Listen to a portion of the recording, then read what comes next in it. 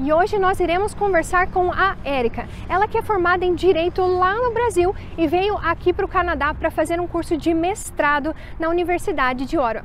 Ela veio solteira e hoje ela trabalha como Legal Assistant aqui no Canadá.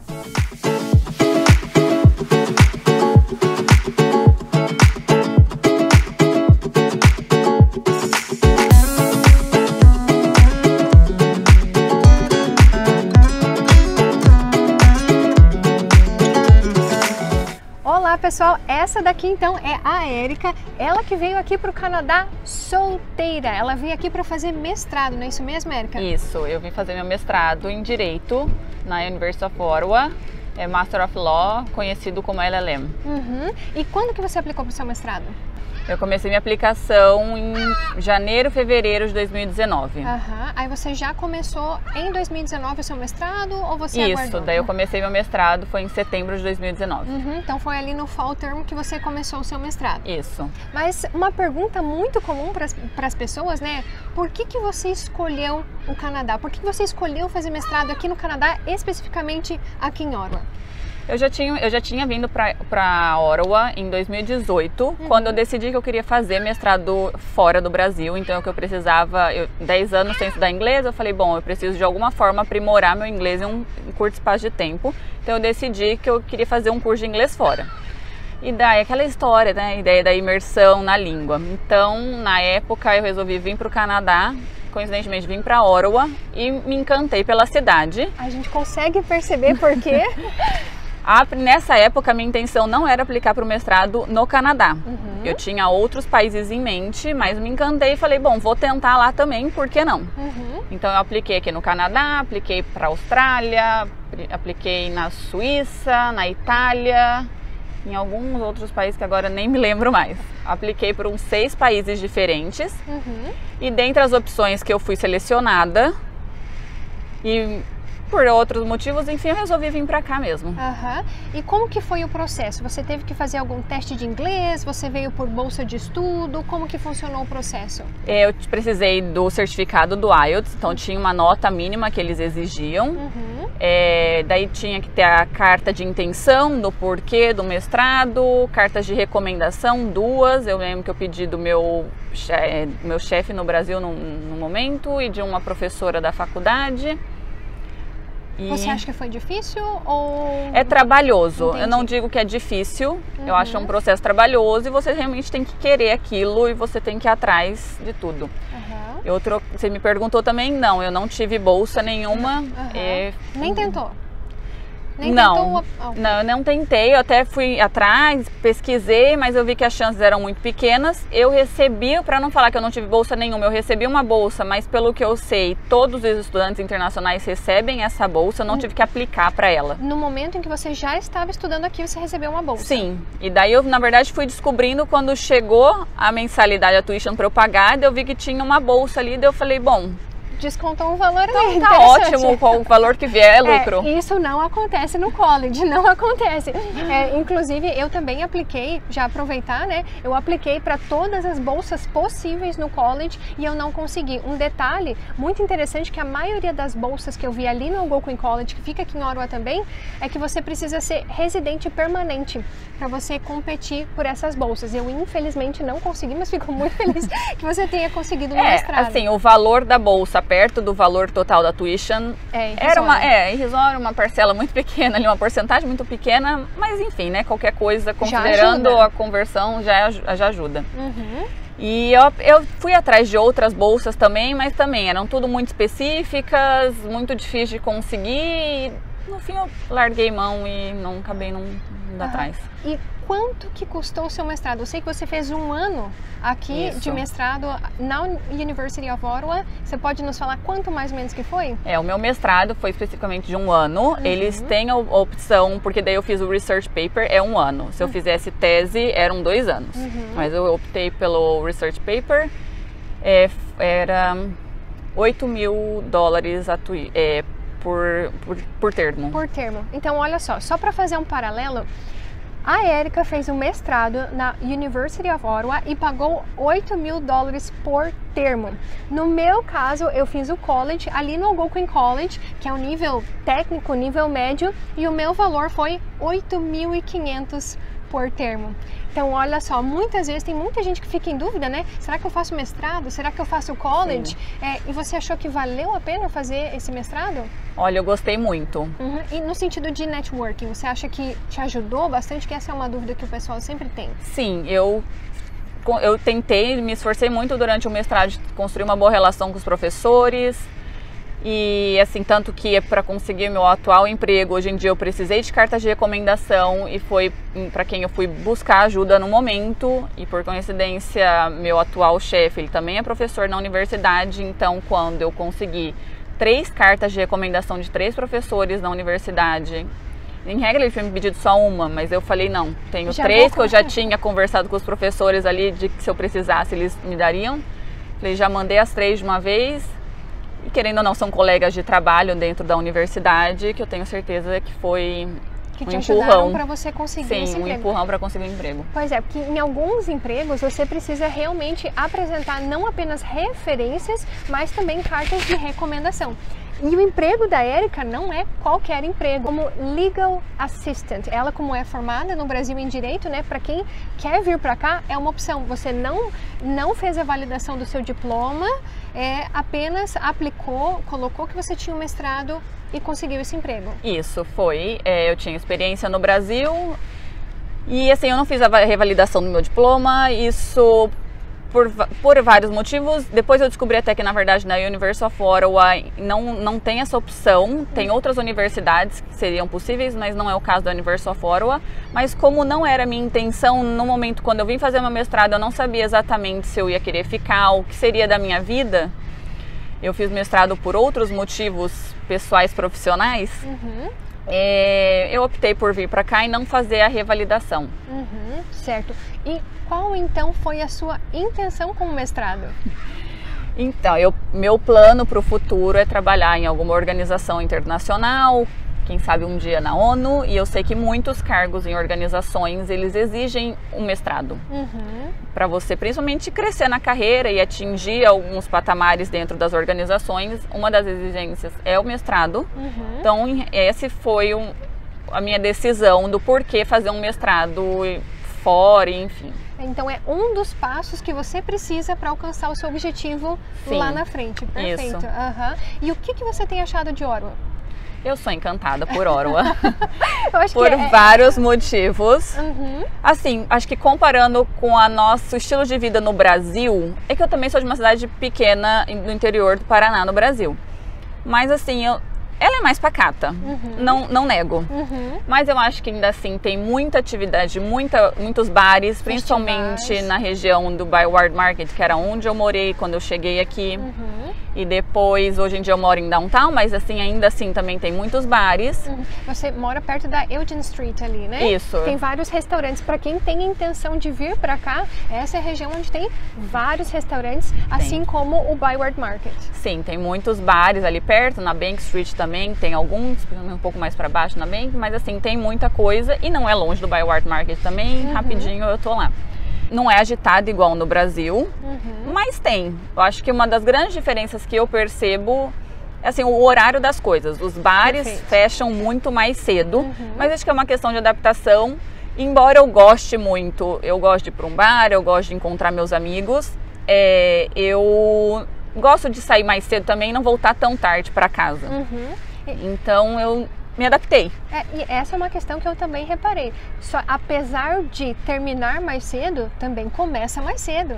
Que as pessoas acabam saindo 3 da tarde, 3h30, 4 horas do trabalho, eles já começam o happy hour, engatam e vão até 10 da noite. Então muitos bares, às vezes, eles fecham 10, 11 horas da noite, eles fecham, literalmente fecham, as ruas ficam desertas e então é porque eu acredito que seja isso, porque começa mais cedo.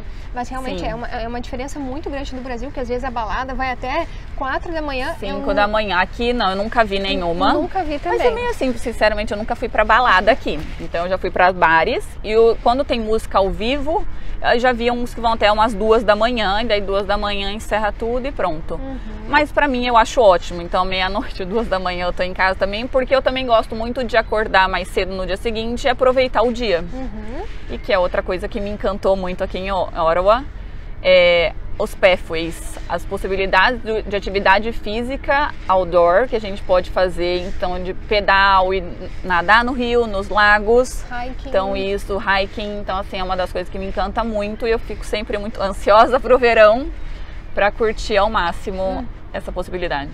E só uma informação, aqui em Ottawa nós temos quase, acho que é mais de 980 quilômetros de ciclovias, trilhas, onde você pode ir com a sua bicicleta e aproveitar intensamente essas atividades ao ar livre aqui na cidade. Isso é muito interessante. E temos Gatineau, que é só atravessar a ponte ali do outro lado do rio, que tem o parque, o Gatineau Park, que é espetacular para pedalar. Final de semana eles fecham as ruas para os carros e liberam para as bicicletas. É inacreditável, assim, é maravilhoso a segurança que você tem.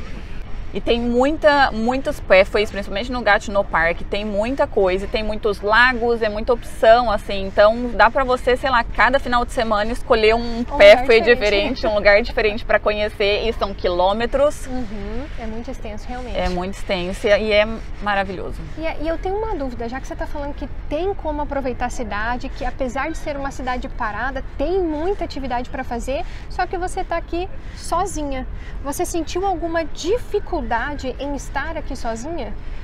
Não, mas assim, eu já morava sozinha no Brasil, eu já não morava com os meus pais há uns anos. Eu morava com a minha irmã, com minhas irmãs, depois eu fiquei um tempo sozinha mesmo antes de vir pra cá. E eu acho que eu já estava um pouco adaptada a isso também. Mas quando eu decidi então que eu iria mudar de país, que eu iria para outro país, para outra cidade, onde eu não conhecia ninguém, a minha opção foi, no início, eu não quero morar sozinha. Entendi. Então quando eu cheguei em Ottawa, eu fui procurar no Kijiji e no Facebook algum quarto para alugar numa casa. Então você chegou aqui e já foi procurar um quarto. Isso, e sempre foi a minha decisão, eu estava certa disso desde o início. Quando eu cheguei aqui, comecei a pesquisar no Kijiji e daí eu achei que estava dentro do valor que eu estava disposta a pagar então 2 quartos, seriam eu e só mais uma pessoa. Então era um apartamento com 2 quartos. Isso, um apartamento com 2 quartos. Que também, na verdade, eu tinha me estipulado algumas circunstâncias restrições. De que também não queria uma casa, uma república com 6 estudantes. Porque aqui, como você estava estudando na Universidade de Ottawa, tem o bairro de Sandy Hill, que fica próximo da University of Ottawa. Nessa região tem muita república, muito estudante. Então, é como se fossem aquelas repúblicas de filme, sabe? Tem festa, balada. Então, realmente, tem muita gente que vem pra cá e não quer esses locais. Então, por isso até que você foi pro Byward Market. Isso, foi onde eu morei primeiro. E assim, eu já morava sozinha no Brasil, eu não sou mais tão nova, então assim, todas as casas que eu cheguei a olhar umas casas em Sandy Hill, até por conta de valor e por ser mais perto da universidade, mas aí eram sempre uma república, 6 pessoas, um banheiro no máximo 2 para dividir todo mundo. E eu falei, eu não achei que o preço compensava tanto. Daí eu falei, bom, daí eu comecei então a olhar outras opções e Byward também sempre me chamou a atenção por conta dos bares. E não é tão longe. Não é nada longe. E logo em seguida também o trem inaugurou, então assim, era super prático. E daí foi isso, então eu fui morar e eu acho que eu dei sorte, eu diria, porque eu morei com uma pessoa muito legal, a gente tinha a mesma idade. Ela já tinha terminado o mestrado dela, ela já trabalhava, mas ela é canadense e coincidentemente ela trabalhava com um brasileiro. Olha só. Que daí ela me apresentou para o brasileiro e até hoje nós somos amigos. Olha só que interessante. Então, realmente, olha só, foi muito, muito, muito interessante. E esse brasileiro, então, te apresentou para outras pessoas da comunidade ou como que foi para fazer amigos aqui? Porque existe um estigma que é difícil fazer amizade com canadenses. E você foi logo morar com uma canadense. Então, como que foi essa experiência para você? Eu acho que eu concordo um pouco com o estigma, não acho que o nosso perfil brasileiro não tem muito igual, assim, no mundo. Mas, assim, eu tive sempre uma ótima relação com ela. Hoje não moramos mais juntas, mas continuamos amigas, a gente ainda se fala, mas ela realmente é muito diferente de mim. Eu sempre gostei muito de sair, todo final de semana eu saía para os bares encontrar meus amigos, ela sempre ficava em casa, indignada o quanto eu saía e que todo final de semana eu tinha alguma coisa para fazer. Só para ilustrar, porque aqui realmente a vida durante o inverno a gente fica trancado, é muito frio, então raramente as pessoas vão ficar saindo. Então o fato de você ter amigos e poder sair já te coloca em vantagem dos outros. Sim. Né? Então eu acredito que isso para você foi o que fez você aqui sozinha ter suportado entre aspas, né, toda essa experiência, porque não é ruim, vamos dizer assim, né? Não, e assim, foi um dos motivos também by Wardmark, não tem todos os bares, então eu lembro de janeiro do ano passado, antes da pandemia, aniversário de uma amiga minha, tava nevando muito, frio, menos 15, e eu fui. Então assim, eu falava, e isso era outro motivo de morar em Byward Market também, que eu falei, eu não vou pensar duas vezes antes de sair de casa, porque ali 1, 2 quarteirões eu vou chegar num lugar. Então também não ficar dependendo de Uber e nem nada disso, eu ter minha independência noturna ali também. Então foi muito bom também nesse sentido. Então apesar dela ser muito diferente de mim, a gente sempre teve uma relação muito boa, até hoje, assim, então a gente fazia às vezes uma jantinha em casa, daí como tínhamos esses amigos brasileiros em comum e tinha outros amigos do trabalho dela também, que no fim ela me apresentou para muita gente, a gente construiu uma ótima relação. Mas realmente eu acho que a amizade com o canadense é diferente. Não sei se eu diria limitada, mas assim, é diferente, é cultural. O brasileiro é muito mais aberto, a gente é mais festivo.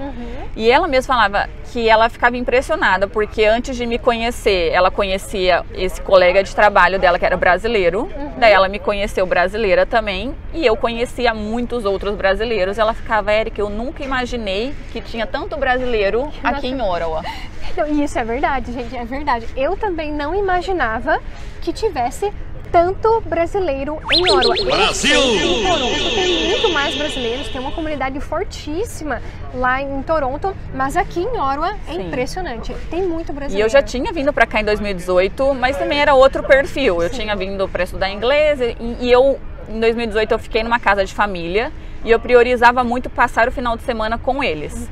Aquela ideia da imersão, então falava, não, eu vim aqui para isso, então eu tentei realmente imergir nesse mundo, assim, e eu ficava muito no final de semana na casa com eles. E agora é totalmente diferente, fazendo faculdade, conheci muita gente, e eu também, no meu curso, no mestrado, eu conheci muita gente, consegui fazer muitas amizades, tinha outros estudantes internacionais na mesma situação do que eu, então a gente se aproximou. E tinha... No meu curso, como eu já disse, eu fiz mestrado em Direito. A gente tinha, tipo, diria, um centro estudantil do Direito ali, enfim. E daí, sempre tinha umas festas, assim. Então, o Halloween, eles faziam... A gente tinha um escritório dentro lá da faculdade do Direito. Então, fazia festa de Halloween.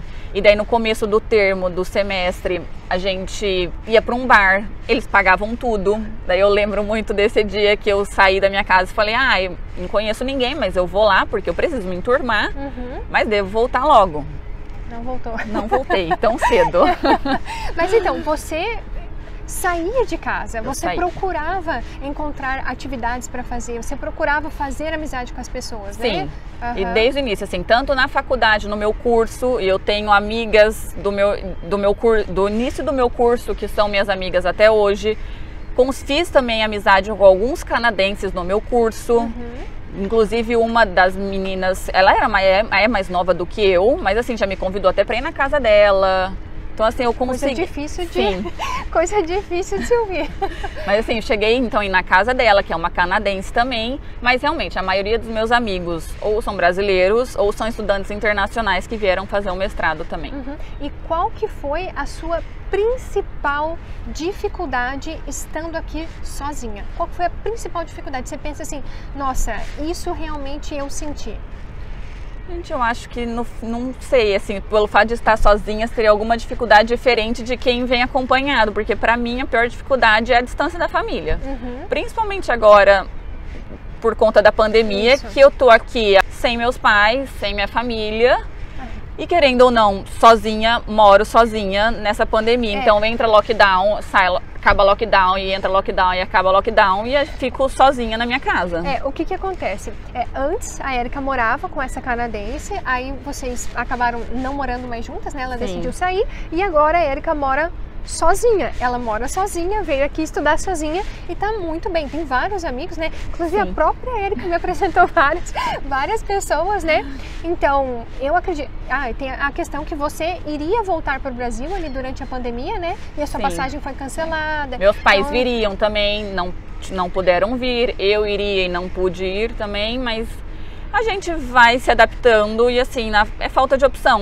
Não tem, vai desse jeito mesmo e não tem o que fazer. Fácil, não foi. Pensei em desistir? Pensei. Principalmente durante a pandemia. Antes da pandemia, não. Mas durante a pandemia, dava vontade de largar tudo e voltar para o Brasil. Mas por quê?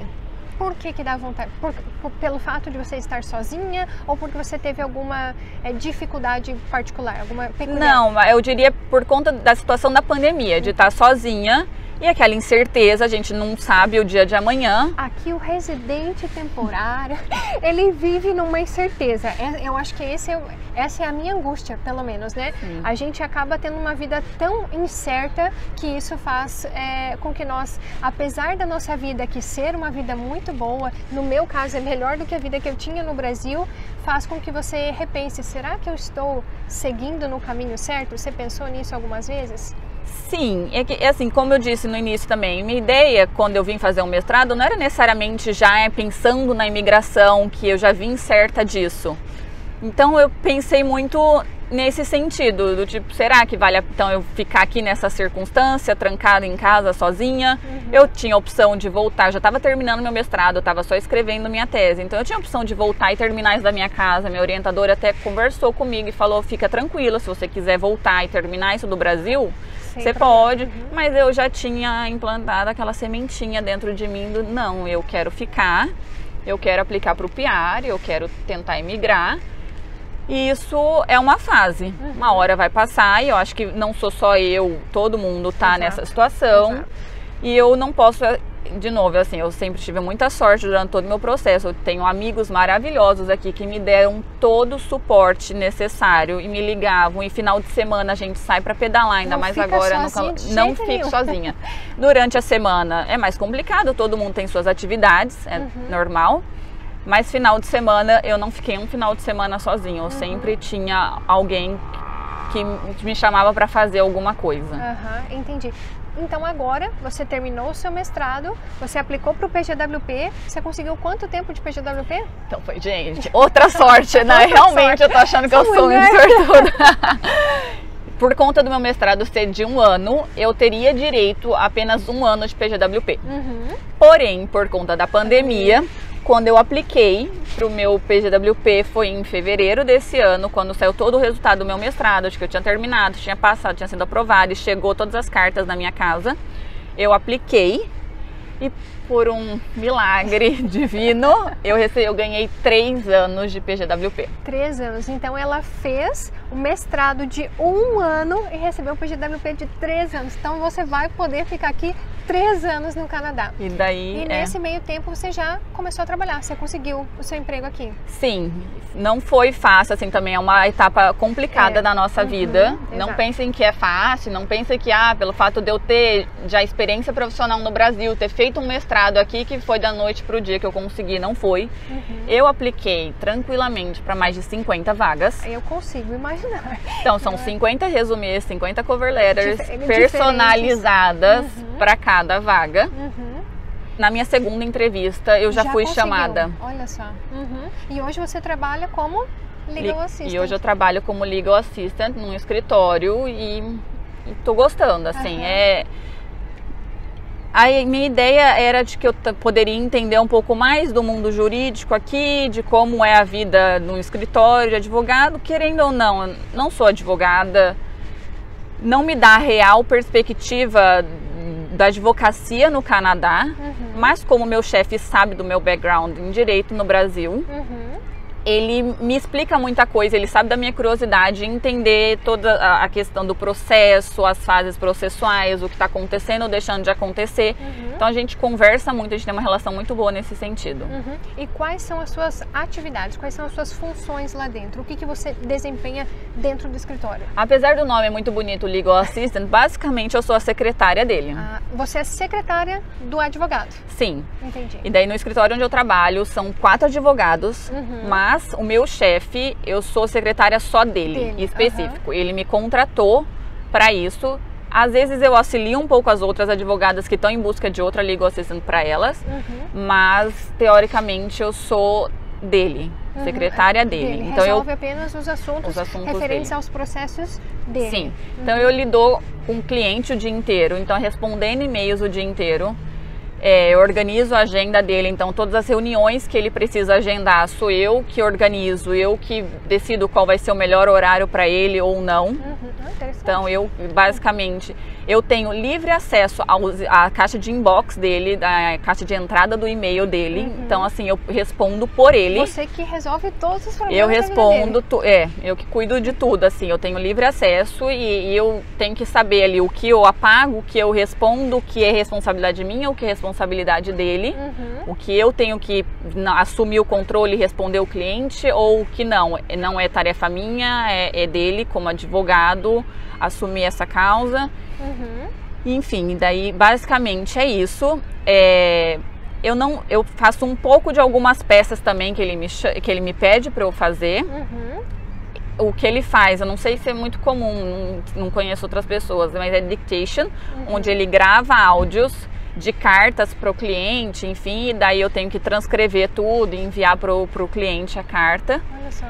O escritório onde eu trabalho é tax law, que seria o direito tributário no Brasil, então também eu tenho que ligar muito para o CRA. Entendi. Então tem essa parte também. Vou escrever aqui embaixo para vocês. Então assim, eu ligo o dia inteiro para o CRA para resolver casos dos clientes. Já tive que ligar na corte, já tive que juntar documento no site da corte. Bom, isso vem de encontro com algo que eu acredito que seja a curiosidade da maioria das pessoas. Qual que é o nível de inglês que eu preciso para desempenhar essa atividade? É um nível de inglês muito avançado? Eu preciso ser fluente? Eu preciso entender todos os termos jurídicos para trabalhar nessa área? Olha, precisar ser extremamente necessário não, porque eu não tenho o inglês mais avançado do mundo, não entendo todos os termos jurídicos, mas assim, seria bom, interessante.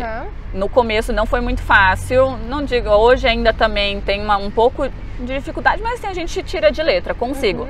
Confesso que a dictation realmente me dá um pouco mais de trabalho. Mas você principalmente por conta dos termos. Que óbvio que ele usa uma linguagem muito mais avançada.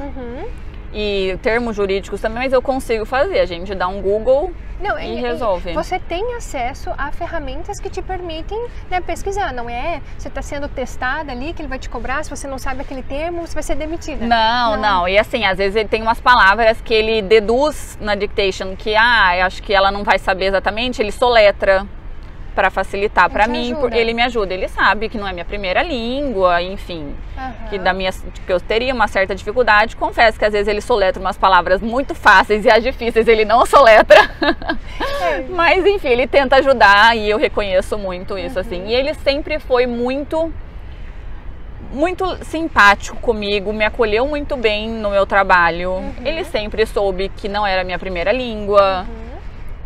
Mas assim, eu nunca tive problema com isso.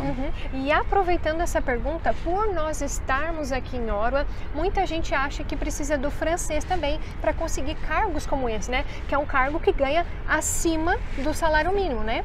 Então, muita gente acha que precisa do francês. Você fala francês? Não, eu não falo francês, acho que nem o básico, assim, eu sou um nível abaixo do básico.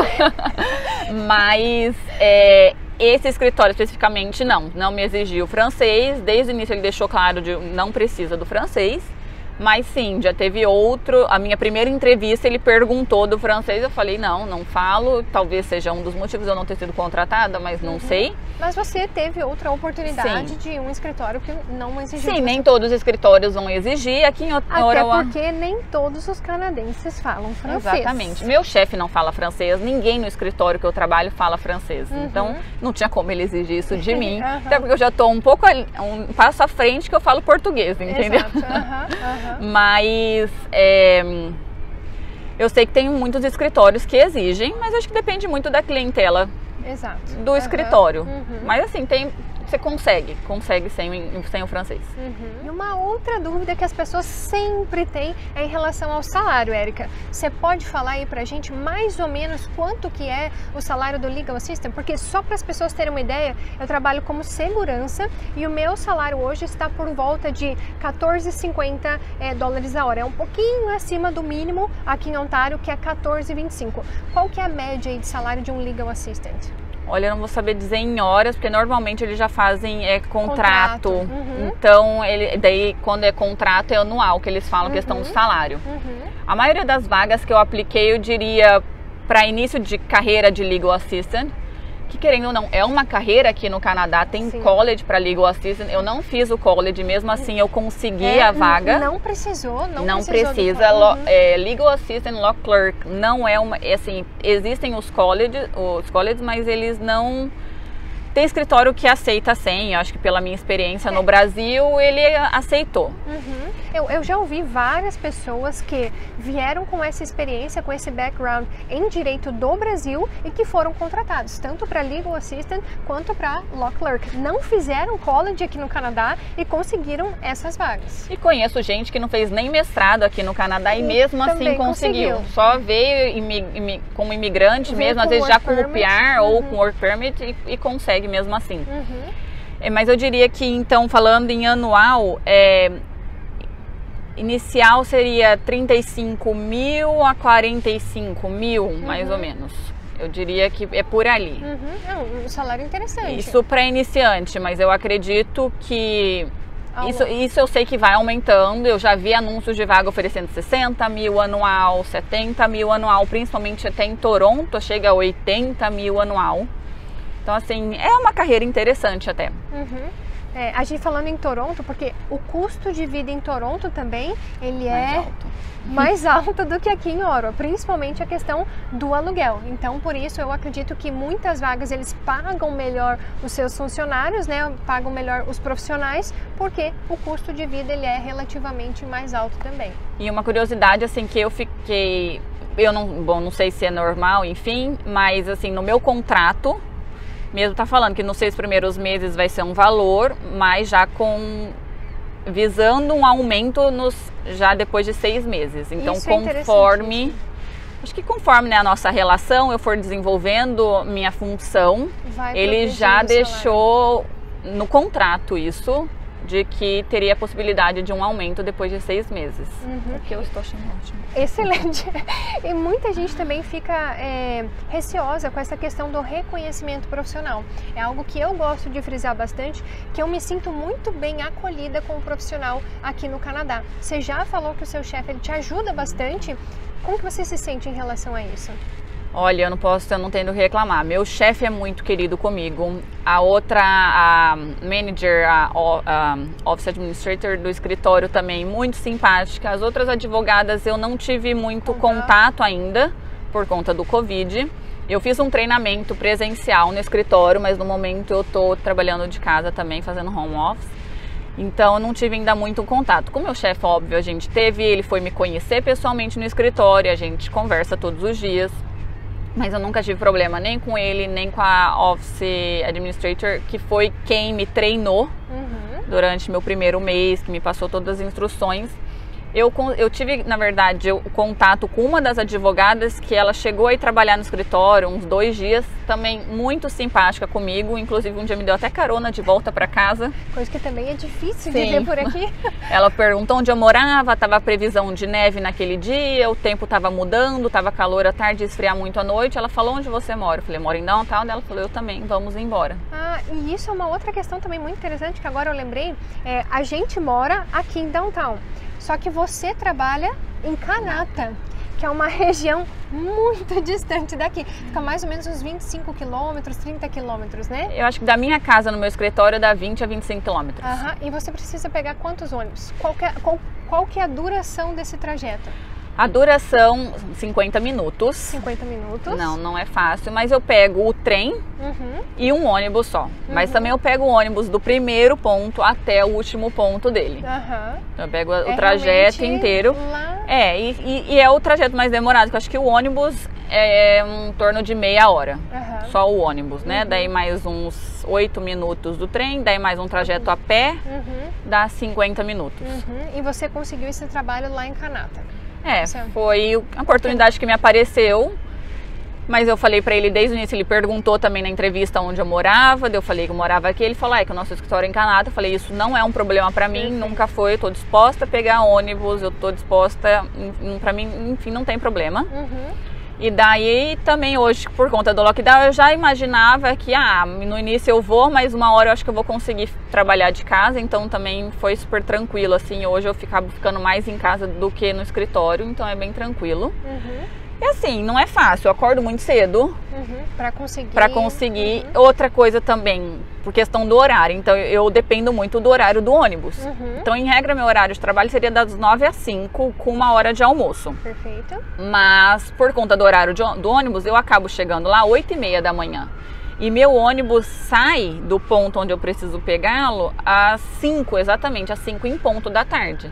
Então também foi uma coisa que eu conversei com ele é muito flexível e ele falou, tudo bem, se você chega às 8h30, em regra 4h30 você pode ir embora. Olha só. Eu falei, tá, não vou embora 4h30 porque meu ônibus é às 5, então assim, acabo fazendo uns 20 minutinhos a mais ali, mas enfim, tá tudo certo. Mas ele também permitiu tudo isso, que eu saísse uns 5 minutos antes para eu conseguir pegar meu ônibus, que eu falei, tem outra opção de ônibus? Tem, não é a única opção de ônibus, mas é a melhor opção de ônibus, a mais rápida. A outra opção, daí vai demorar 1h15. Então, daí eu expliquei tudo isso para ele, ele falou, com certeza, não tem problema nenhum, você vai pegar esse ônibus. E assim, uma coisa que eu falo, eles são muito simpáticos comigo, então ele sabe, e a outra menina também sabe do horário do meu ônibus, então dá 4h30 eles já ficam, Érica, vai embora, você vai perder teu ônibus. Eu fico, não gente, eu não vou perder meu ônibus, eu tô de olho no relógio. E ainda mais quando eu comecei, que estava no inverno em fevereiro, eu falava, eu não vou ficar no ponto passando frio, eu vou ficar esperando aqui dentro, eu sei exatamente o horário que eu preciso sair para pegar esse ônibus. E daí dava o meu horário, eu falava, gente, tô indo, tchau até amanhã. Nenhum. Nunca teve problema em relação a isso? Não, nunca.